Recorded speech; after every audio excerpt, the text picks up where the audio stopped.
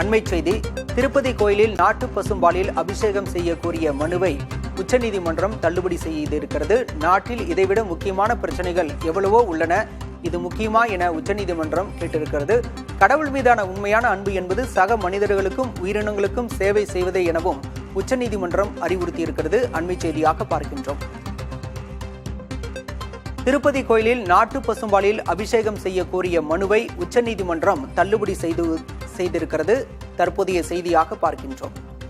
நாட்டில் எத்தனையோ பிரச்சனைகள் உள்ளன, இது முக்கியமா என உச்சநீதிமன்றம் கேள்வி கேட்டிருக்கிறது.